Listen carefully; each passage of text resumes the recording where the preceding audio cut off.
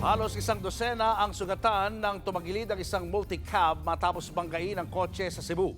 Aksidente nasa pulsa video. Nasa frontlining balita si John Arroa ng News 5 Visayas.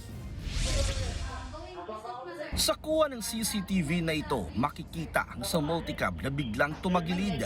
Nabundol pala ito ng kasabay na kotse.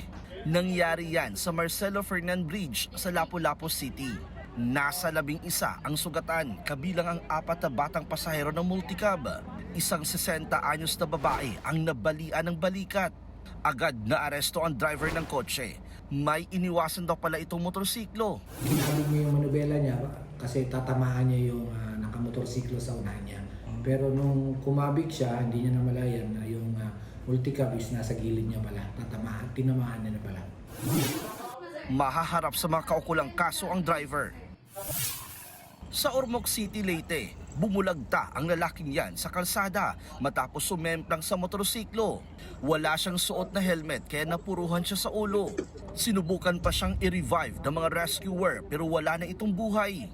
Iniimbestigahan pa ang insidente pero ayon sa mga pulis, posibleng nagkaproblema ang makina ng motor. Nagbabalita mula sa frontline, John Arroa, News 5, Visayas!